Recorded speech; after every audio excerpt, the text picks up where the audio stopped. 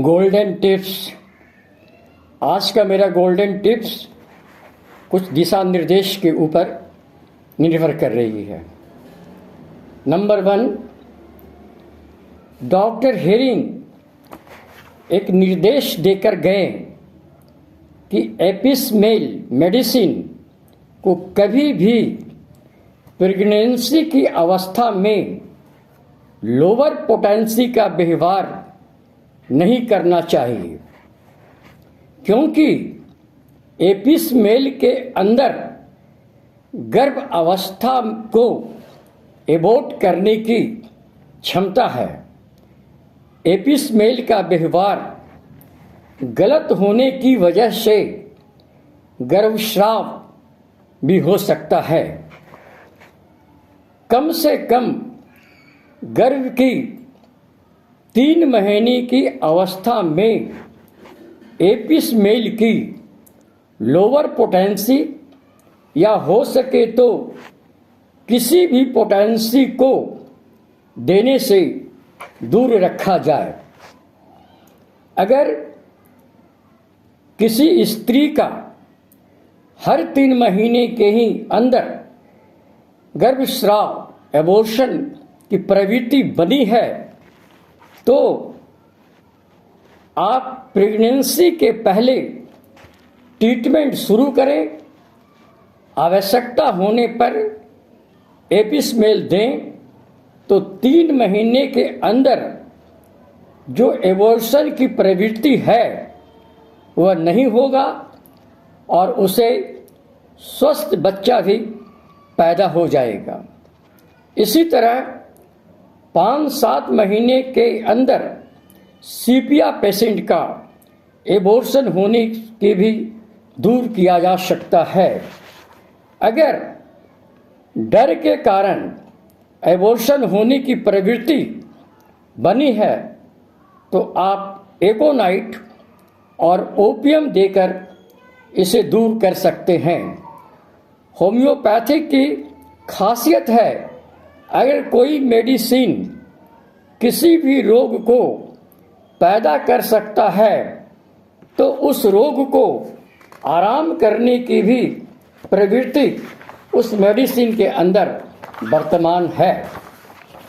दूसरी, आपने किसी पेशेंट को देखा, उसका हिस्ट्री नोट किया, केस टेकिंग के आधार पर आप उसे एपिस मेल देने जा रहे हैं तो निश्चय ही टोटलिटी के आधार पर आप एपिस मेल देंगे और एपिस मेल देना पड़ेगा।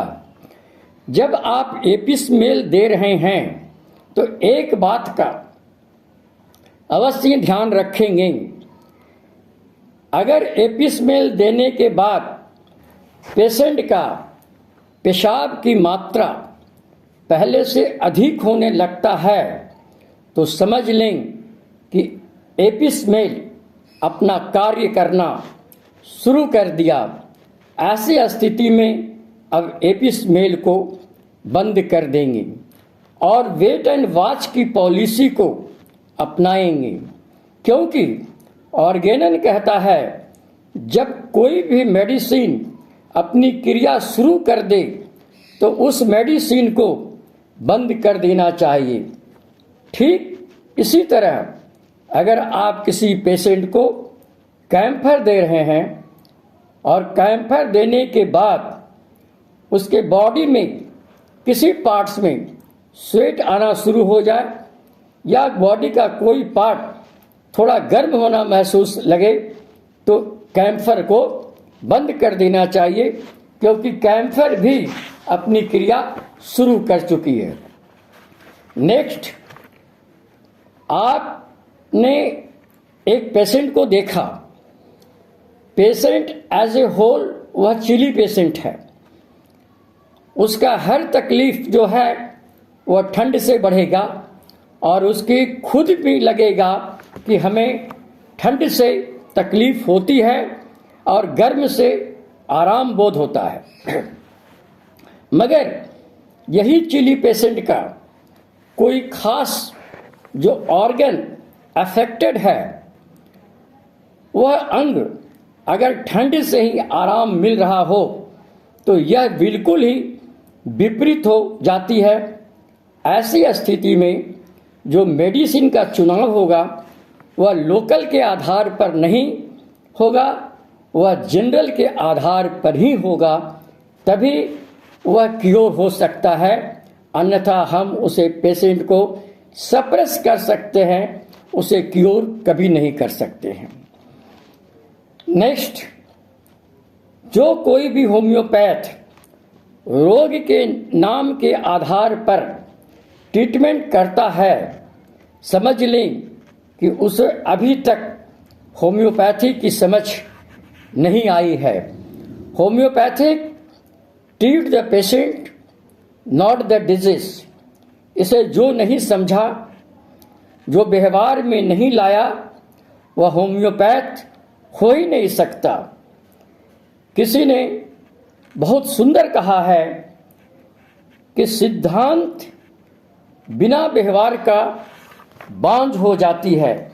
अगर हम सिद्धांत को लेकर के नहीं चलेंगे, होम्योपैथी के अंदर जो सिद्धांत है उसको छोड़कर चलेंगे, तो हमारा सिद्धांत कुछ समय के बाद खत्म हो जाएगी।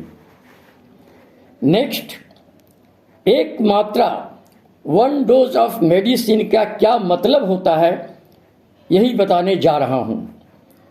When the medicine is going to act, that is equivalent to 1 dose for that particular patient.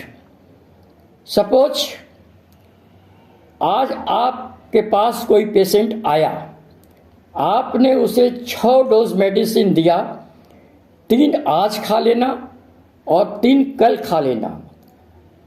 वो तीसरे दिन आकर कहा, सर कोई लाभ नहीं है।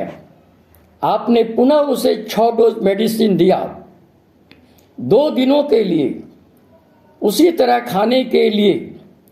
जब 4 डेज आया तो सुबह वाली दवा खाने के बाद उसे कुछ राहत अनुभव हुआ।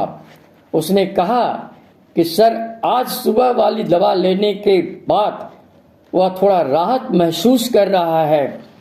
तो आज तक सुबह पर उसने जो दवा ली उसकी मात्रा 10 डोज के बराबर हुआ, परंतु क्रिया शुरू हुई 10 डोज लेने पर। याद रखें, उस पेशेंट के लिए 10 डोज की जो दवा आपने उसे दिया और क्रिया शुरू हुई, वह equivalent to 1 dose for that particular patient. जितने डोज लेने पर जब क्रिया शुरू होती है वह 1 डोज के बराबर होती है, खास करके उस पेशेंट के लिए जिस पेशेंट को आपने इस दवा को दिया है। तो इस निर्देश पर आप ध्यान दे करके होम्योपैथी की प्रैक्टिस करें, होम्योपैथिक में सफलता प्राप्त करें। यही धन्यवाद के साथ आपका डॉक्टर कल्याण स्वरूप, गया, बिहार।